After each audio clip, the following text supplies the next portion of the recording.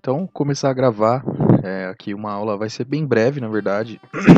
É mais um resumo, né, sobre a leitura do capítulo 381, né, que a gente vai falar sobre meningite, encefalite, abscesso cerebral e empiema, né, com um foco absoluto em meningite. Então, a gente já fez a leitura completa dos outros temas, entendeu que o abscesso cerebral é um pouco mais raro, que a encefalite vai acontecer num processo secundário a uma meningite, por exemplo, nos casos mais comuns, né? E a gente já identificou a pequena diferença entre elas. E aí vai falar sobre meningite, que acho que é a preocupação clínica que a gente mais deve ter, sobretudo como médico clínico, né? E aí, sobre esse tema, eu fiz um resumo para a aula e vou usar esse resumo que foi feito, já que eu achei que ele ficou bom, né? E aí, qualquer coisa, quaisquer coisas que eu tiver que completar, eu venho para cá e a gente dá uma olhada. Não foi com base nesse livro que eu fiz, né? Na verdade, foi o capítulo 130 da 20ª edição, mas as palavras são as mesmas, basicamente. O que mudou de uma edição para outra foi talvez a disposição das informações, né? Sobretudo em relação à seção, né? Porque a gente tem a seção lá de doenças infecciosas, que é bem no início, na vigésima edição, né? Então, para iniciar, o que a gente vai falar aqui sobre, né? Qual que é o principal ponto da discussão? A gente tem que entender, né? Quando a gente está falando de infecções agudas do sistema nervoso central, a gente tem diversas classificações etiológicas. As principais são meningite bacteriana aguda e meningites virais. A gente vai falar sobre a subaguda também. Mas a gente também pode ter encefalite, abscesso encefálico, empiema e alguns outros achados, né? E aqui a gente vai restringir a discussão à meningite aguda e viral. Então, bacteriana aguda e viral. Então, para falar sobre meningite bacteriana aguda, né, qual que é a definição? O que a gente tem? Então, a meningite bacteriana aguda é uma infecção supurativa, produz pus, do espaço subaracnoide, né? Aqui tem uma imagenzinha que a gente pode observar, né? Que eu trouxe. Então, aqui a gente tem o espaço subaracnoide é exatamente esse espaço. Aqui a gente tem os vasos, né? E aqui é uma imagem do osmose, tá? Para fazer a gente entender, né? Um possível mecanismo de entrada desse patógeno aqui, por exemplo, para uma fratura de crânio, a gente tem esse patógeno entrando por aqui, ou na forma comum, né? Forma espontânea, em que esse patógeno vai atravessar a barreira hematoencefálica, certo? Então aqui a gente tem a capa óssea, né? Aqui a gente tem a dura mater, aqui a gente tem a subaracnoide, tá fazendo barulho aqui, tá me incomodando muito. Aqui a gente tem a subaracnoide, aqui a gente tem a pia mater, né? Então esse espaço aqui é o espaço subaracnoide, que é exatamente o lugar em que vai acontecer essa infecção, né? A etiologia, qual que é a causa etiológica? Então a gente tem diferentes bactérias que podem causar meningite, né? A gente tem duas ali que são as mais comuns de fato, mas a gente tem várias bactérias que podem causar meningite, e a gente vai falar sobre algumas delas, né? Então, a causa etiológica tem relação direta com algumas circunstâncias relacionadas à infecção. Por exemplo, a idade. Então, nas crianças é mais comum um tipo específico de infecção.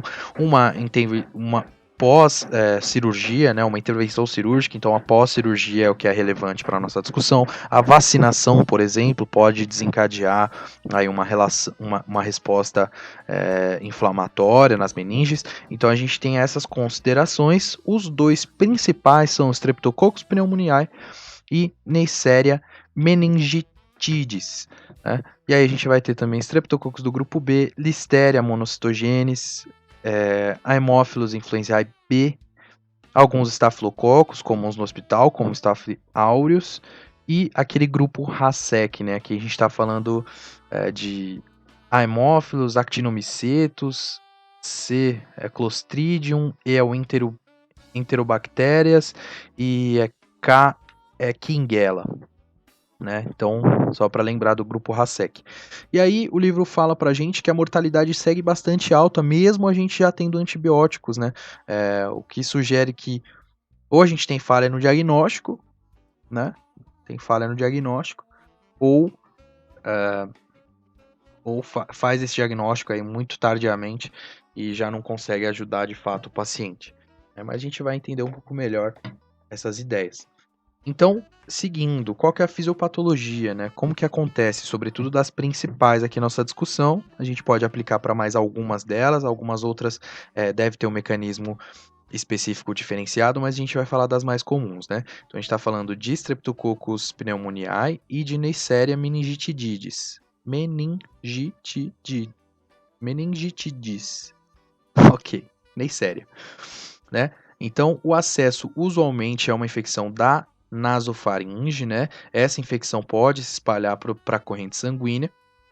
E só que não é muito fácil atravessar a barreira hematoencefálica, não. Então, o que vai acontecer? Essas bactérias vão acabar indo para o plexo coroide, né, intraventricular, a gente já sabe exatamente o que é isso. E desde aí, como essas células do plexo coroide, as células epiteliais, né, dos vasos do plexo coroide são menos resistentes, né, aí a gente vai ter um ingresso de fato, certo? Como é que essas células, essas bactérias circulam aí pela corrente sanguínea? Porque elas são encapsuladas, né? Então a maioria das que a gente está discutindo aqui, sobretudo essas duas, elas são encapsuladas e aí elas evadem o sistema imunológico, certo? Depois de ultrapassar o líquido cefalorraquídeo, como a gente tem poucos componentes imunes que podem desencadear uma defesa, sobretudo o complemento, né? Porque o complemento aqui seria extremamente necessário para a opsonização dessas bactérias para posterior ação efetiva dos polimorfonucleares. O que a gente vai ter? Uma defesa inefetiva, né? Uma defesa inefetiva dentro do líquido cefalorraquídeo, quer dizer o quê? Que essas bactérias vão se proliferar com bastante velocidade, ou na velocidade delas, na verdade, e aí depois a gente vai ter depois de fato, porque vai aumentar a quantidade de produto bacteriano no líquido cefalorraquídeo, vai ter que começar uma reação inflamatória, mesmo com poucos polimorfonucleares e com pouco complemento, né? No momento que começar, a gente vai ter muita coisa para combater, essa inflamação vai ser grande. Então, quando começa de fato a resposta de defesa pelos polimorfonucleares, a gente vai ter uma reação inflamatória, e essa reação inflamatória que produz todos os nossos achados, né? As principais citocinas liberadas são o fator de necrose tumoral e interleucina 1 beta, né? E o que a gente vai ter essas manifestações produzindo sinais e sintomas aqui da meningite bacteriana. Eu vou trazer no livro agora algumas informações que eu acho que seriam legais de adicionar aqui para a discussão. Então, para a gente compreender um pouco melhor a fisiopatologia, é uma leitura bem rápida e básica, né? Então, o que a gente tem? Que as manifestações e complicações neurológicas que a meningite produz não é produzida pelo dano que a bactéria produz direto na estrutura, né, nos tecidos cerebrais, e sim uma resposta imunitária contra o patógeno que produz esse dano, né? Então, como que se dá essa resposta inflamatória? Né? Então, a gente tem um estímulo da produção de citocinas e quimiocinas por quem? Pela microglia, pelos astrócitos, pelos monócitos das células endoteliais ali do plexo coroide e pelos leucócitos do líquido encefalorraquídeo, né, que não são os principais causadores aqui da nossa resposta. O que a gente vai ter nesse caso? Um aumento da concentração de proteínas e um aumento da concentração de leucócitos no líquido cefalorraquídeo. Então, se a gente fizer uma punção lombar, a gente vai conseguir identificar essas duas coisas, né? O que mais que acontece? O fator de necrose tumoral e interleucina 1 beta, eles aumentam muito a permeabilidade da barreira hematoencefálica. O que a gente tem como resultado? A formação de um edema, né? A gente vai ter líquido fugindo, líquido e proteínas fugindo para dentro, ultrapassando a barreira hematoencefálica e um edema sendo formado naquela topografia, né? Aí, com isso, a gente vai ter a formação de um exudado subaracnoideu composto de material proteináceo e leucócitos que começam a obstruir o fluxo do líquido cefalorraquídeo, e o resultado disso é uma hidrocefalia tanto obstrutiva como comunicante e edema, né? Então esse é o grande ponto, que não está na minha discussão, tem mais algumas coisas, mas esse é o grande ponto. As citocinas inflamatórias começam também a estimular a expressão de selectinas. A gente sabe que as selectinas são necessárias para a aderência dos leucócitos. Então, quando a gente começa a ter aderência desses leucócitos, eles começam a se ativar, eles começam a degranular, né? A degranulação dos leucócitos, sobretudo polimorfonucleares, vai produzir para a gente edema citotóxico, né? Então, essa degranulação ela é tóxica para a bactéria, mas ela é tóxica também para o tecido são. E a gente tem edema citotóxico, dano e mortes celulares. Nas primeiras fases da meningite, a gente tem um incremento do fluxo sanguíneo cerebral, certo? Liberação de citocina e um incremento normal do fluxo. Porém, depois a gente vai ter um decremento desse mesmo fluxo pela perda da autorregulação cerebrovascular. Como que acontece essa perda, né? Então, se a gente tem um aumento, começa a ter um aumento de pressão intracranial, as próprias estruturas cerebrais começam a pressionar as grandes artérias da base e isso faz com que reduza o fluxo, né? Então, a gente começa a ter um fluxo reduzido por efeito de pressão que vai exercer esse grande edema, esse grande exudado no espaço subaracnoide, né? Com isso a gente pode ter uma diminuição importante do fluxo, a gente pode ter isquemia, infarto, obstrução de ramas da artéria cerebral média, que é a mais comum, por trombose dos grandes seios venosos, tromboflebite das veias, né? Tromboflebite é a formação de trombos pela êxtase sanguínea. E a combinação de tudo isso que a gente falou, né, edema intersticial, edema vasogênico, edema citotóxico, faz com que aumente a pressão intracranial e cause coma, né? Então só esse aumento súbito da PIC já pode causar coma, porém tem mais uma complicação que é a hérnia encefálica, né? Se a gente tiver hérnia, sobretudo do uncus, né, hérnia do uncus do lobo temporal, a gente pode ter uma complicação muito séria, que é a compressão dos centros respiratórios, né, do tronco encefálico, e morte, né? Então, aparentemente é a complicação mais amedrontadora aqui dessa discussão. Seguindo a apresentação clínica, o que a gente tem? Tríada clássica. Qual que é a tríada? A tríade é cefaleia, febre e rigidez de nuca. Né? Como é que a gente testa a rigidez de nuca? Cefaleia e febre é fácil. Como é que a gente testa a rigidez de nuca? Aí o livro fala que a rigidez de nuca é patognomônico de irritação meníngea, né? A gente não consegue descobrir a etiologia, mas consegue descobrir a inflamação meníngea. Pode ser pode ter alguma variação. Em 20, 40% dos doentes, nos anciãos ou pacientes com a idade muito curta, a gente pode ter esses sinais ausentes, mesmo tendo a meningite, mas como é que a gente testa esses sinais? Né? Como é que a gente testa esses sinais? Então, a rigidez de nuca a gente testa pelos sinais de Kernig e os sinais de Brusinski. Né? Os sinais de Kernig, o sinal de Kernig, a gente vai deitar o paciente em decúbito, elevar a perna, qualquer uma das duas, num ângulo de 90 graus, certo? 90 graus aqui e 90 graus entre a perna e a coxa, né? E depois vai começar a erguer a perna do paciente, mantendo esses 90 graus aqui, e a gente vai perceber o paciente reclamar de dor nas costas. E o sinal de Brusinski é a gente elevar ou pedir para o paciente elevar, uma elevação ativa aqui, então deitar o paciente em decúbito, colocar o paciente em decúbito e pedir para ele elevar a cabeça, né? Ou auxiliar ele a elevar a cabeça. O sinal é positivo quando o paciente dobrar os joelhos para aliviar essa tensão que foi produzida pela cabeça, né, esticando a meninge. Então, esses são os sinais, né, muito comum, são muito comuns esses sinais, essa tríada clássica da meningite bacteriana. E em 75% dos pacientes a gente tem uma diminuição grave do grau de consciência, podendo inclusive chegar ao coma, né? Alguns outros sintomas constitucionais são náuseas, vômitos, fotofobia ou fonofobia, né? Mas a gente tem que ter em mente que essa tríada clássica, fazer o teste, o sinal de Kernig ou o sinal de Brusinski, ou os dois, entender que esse paciente pode ter uma diminuição grave do grau de consciência e entender esses outros achados. Aí o livro fala que, além de tudo isso que a gente falou, em 20, 40% dos doentes a gente pode ter aparição de convulsão focal generalizada, para a gente ter em mente que, se for o caso, não se descarta nunca, né? Se adiciona ao diagnóstico, né?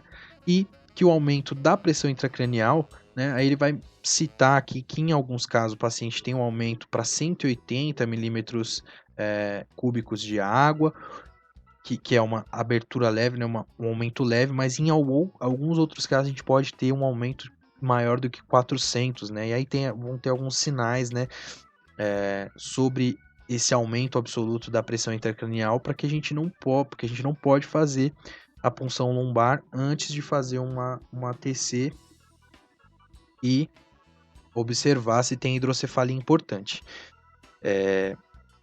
Esse fator aqui, esse aumento absoluto da pressão intracranial pode gerar a complicação mais indesejada, aí, né? A complicação mais grave que é a herniação cerebral, em especial a herniação das amígdalas, compressão de estruturas vitais no tronco cefálico como centro respiratório, certo?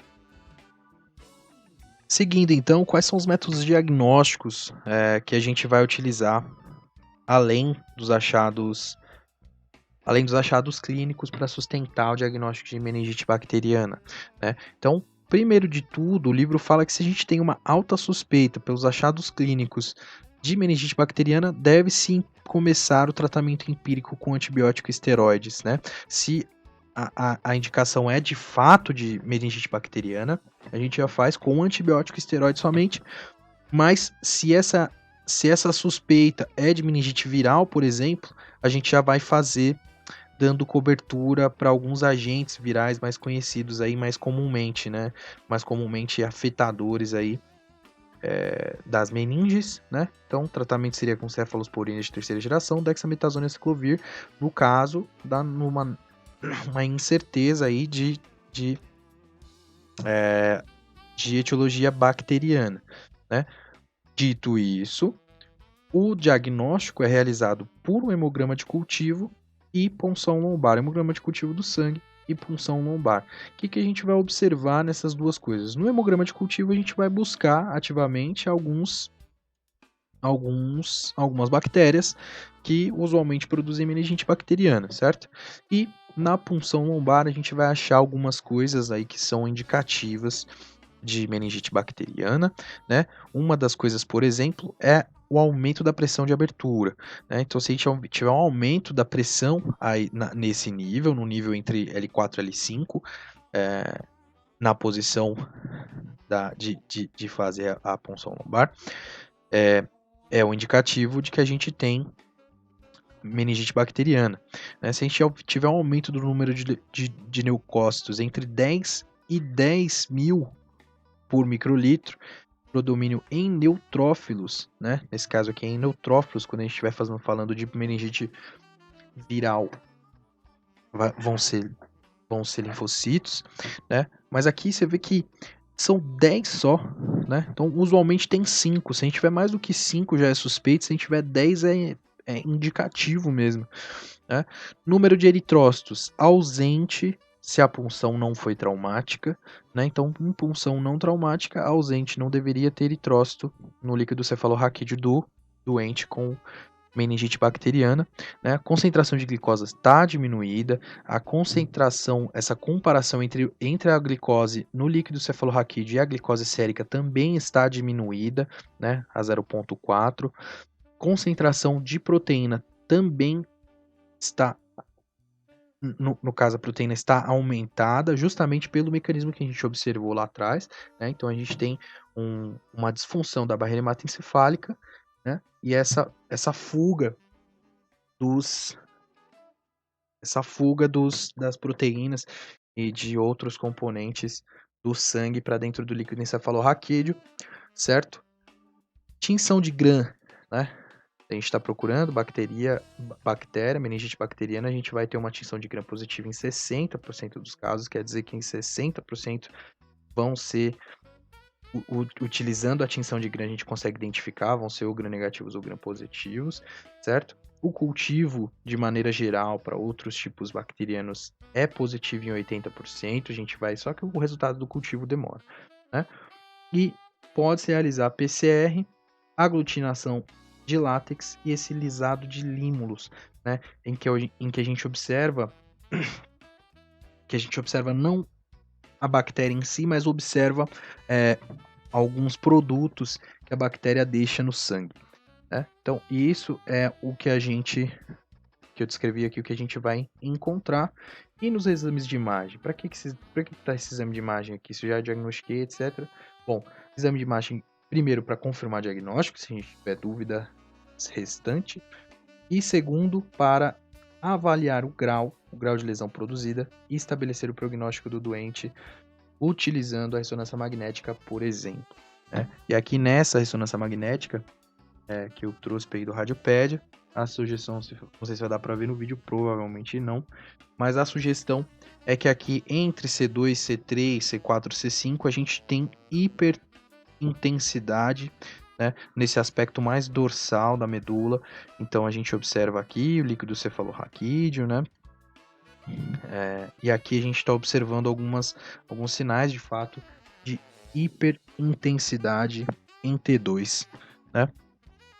O que está sugerindo para a gente uma afetação aí da medula espinhal, certo? Diagnóstico diferencial. Quais vão ser os principais diagnósticos diferenciais aqui que a gente vai trazer e precisa pensar sobre?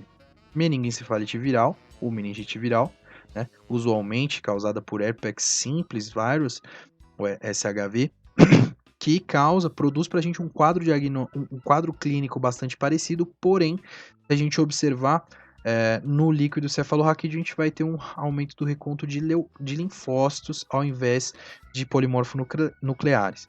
Né? As ricketsioses também, né? A gente vai ter um quadro bastante parecido, porém, realizando aí o paciente não vai passar com a medicação que está passando para ele, e aí se você fizer análise num segundo momento, né, já descartando meningite viral, você vai fazer uma análise e vai encontrar espécimenes da rickettsia no fluido.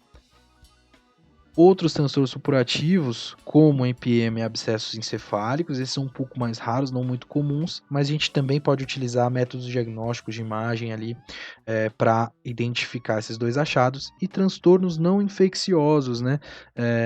Inclusive vão ser transtornos que a gente vai pensar antes, talvez, né? Sobretudo hemorragia subaracnoide, né? Subarachnoidal hemorrhage, meningite carcinomatosa, a gente vai ter algum outro indício em relação a essa formação do carcinoma, doença de Behçet, né? Pelo que eu entendi vendo o vídeo, é doença de Behçet, mas eu ainda não vi essa doença mais a fundo, certo? E aí o livro vai falar sobre tratamento, né? E a gente vai trazer para ter uma compreensão mais superficial sobre o tema. O tratamento tem como objetivo começar a eliminar o agente infeccioso nos 60 minutos da entrada do paciente. E o que dá tempo de fazer 60 minutos? Dá tempo de fazer ressonância magnética? Não dá. Dá tempo de fazer? Não dá. Então, o que dá tempo de fazer é a punção lombar. Primeira coisa que a gente vai fazer é o tratamento antibiótico empírico, né? Mas o que dá tempo de fazer para confirmar esse diagnóstico é a punção lombar, né? De fato, observar aí o líquor e solicitar um hemograma para observar alguns parâmetros, né? E aí o tratamento antimicrobiano empírico para as principais etiologias, né? Quais são as principais etiologias? Bacterianas, sobretudo bactérias gram, né? Então o que a gente vai fazer? Antibióticos utilizados no tratamento empírico, a meningite bacteriana e infecções focais do sistema nervoso central, né? Vai mudar de acordo com a idade, mas usualmente vai ser feito uma penicilina, né? Penicilina, cefalosporina de terceira geração, aqui uma penicilina, uma substância penicilínica, né? Que vem da penicilina, ampicilina, e aqui uma cefalosporina de terceira geração, né? Nos casos em que a gente tiver, por exemplo, paciente que tem alergia à penicilina, vai fazer vancomicina, algumas outras medicações, mas isso aqui é só para trazer um pouco para a nossa discussão. E aí, por exemplo, é onde eu trouxe, né? Um tratamento que cubra muita coisa, por exemplo, tratamento com cefalosporina de terceira geração, dexametasona e aciclovir. Por que o dexa? Porque o antibiótico é como se fosse o biotônico fontora do polimorfonuclear, né? Se a gente não passar o dexa para tentar reduzir essa reação inflamatória que está acontecendo. A gente tem que lembrar que o que está acontecendo é a reação inflamatória, e não a bactéria matando tudo, mas é a reação inflamatória, né? São as nossas células de defesa que estão estragando aí a boa convivência. Então, se você não fizer um corticosteroide, é capaz dessa reação inflamatória ficar ainda maior e o dano ser ainda maior, né? Sobre meningite viral, tem pouca coisa aqui, então já vou emendar tudo junto. Meningite viral, entidade similar, só que a etiologia vai ser viral e alguns achados vão ser diferentes, né? Então a gente vai ter alguns achados constituintes, como você fala aí, febre, porém a rigidez de nuca, quando presente, é leve, muito mais leve do que na meningite bacteriana, certo? Além disso, a cefaleia que a gente vai encontrar ali, diferente da meningite bacteriana, vai ter um padrão retroorbitário, se associa com fotofobia e com dor ao movimento do olho, né? Então a gente tem que pensar nesse padrão retroorbitário e essa dor no movimento do olho, que aparentemente não é um achado comum na outra, certo? E mais as manifestações gerais, né? Mal-estar geral, náusea, vômito, mialgias, dor abdominal e diarreia. Etiologia. Quais são os mais comuns? Esses 4 são os mais comuns, eles devem ser considerados, né? Enterovírus, os ecovírus, coxsackvírus, varicela zoster, HSV, herpes simplex virus 1 e 2 e os arbovírus, né? Arboviroses são várias também. Mas o principal ponto aqui é que a gente consegue identificar algumas provas positivas, né, de PCR no líquido cefalorraquídeo em 60 a 90% dos casos desses doentes, e os métodos diagnósticos vão ser, de novo, a mesma coisa, né, o líquido cefalorraquídeo, isso aqui é diferencial de meningite bacteriana porque é a mais comum. E aí o que a gente vai achar de diferente? A pleocitose dessa vez, ao invés de ser com polimorfo nuclear, vai ser linfocítica. As proteínas vão estar ligeiramente elevadas, mas não tanto quanto no outro caso, mas a concentração de glicose vai ser normal, né? A concentração de glicose vai ser normal, não como no outro caso em que a gente tem ela bastante diminuída, porque as bactérias consomem, e a pressão também vai ser normal ou ligeiramente elevada, que não vai se comparar ali os achados de pressão com relação à meningite bacteriana, mas o grande achado aqui é essa pleocitose ser linfocítica, né? Linfócito combate vírus.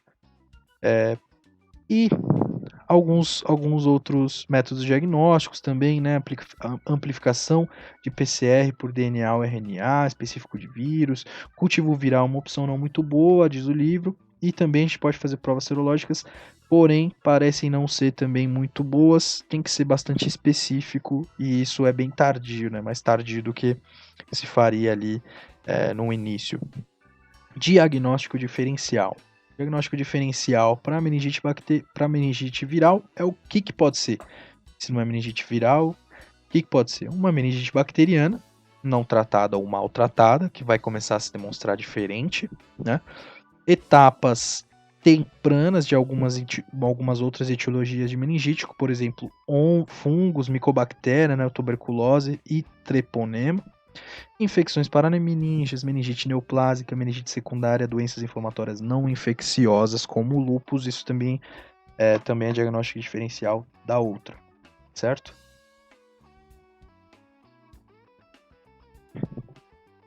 E agora, para finalizar a discussão, a gente vai falar de meningite subaguda.